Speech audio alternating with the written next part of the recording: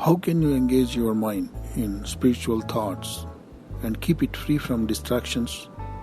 In today's world, this is a huge challenge for people who want to be spiritual and keep their inner calm. If worldly people come to know that you are a spiritual person, they may probably prefer to stay away from you, discourage you, or make fun of you behind your back. The world does not encourage you to practice spirituality. It is the way of the world. It has always been so, not just today. In the past also, the world treated spiritual people with certain caution as well as skepticism.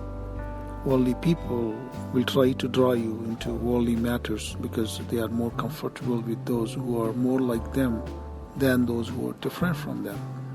Apart from this, the world itself does not have much to offer to spiritual people to keep them motivated.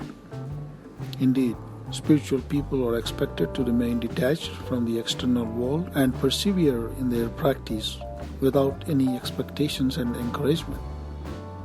Therefore, for spiritual people, it is a huge challenge to keep alive their spiritual aspirations and remain engaged in transformative practices. If you are one of them, here are a few suggestions to keep your flame of spirituality alive and remain on the path. 1. Remember that you are an eternal self. You are not just a physical being who is subject to death, decay, and mortality. You have several identities. You belong to someone.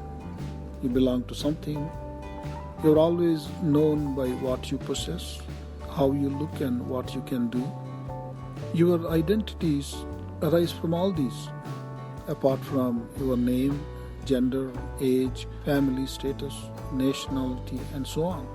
Beneath those identities, you have an eternal, unchangeable, indestructible identity which is not associated with any of these things that belong to the world. Your spiritual identity is your true identity.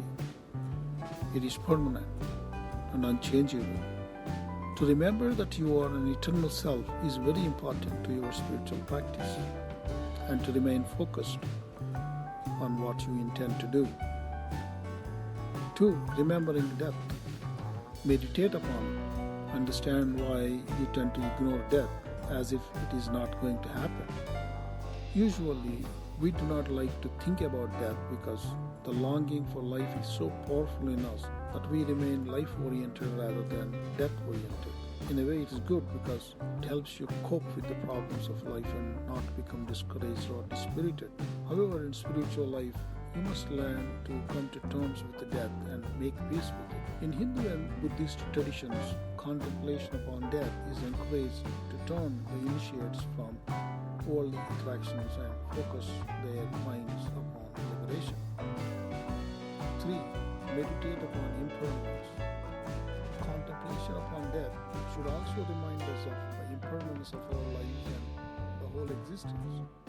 We usually ignore the impermanence of life and see the illusion of continuity. It gives the false sense of security so that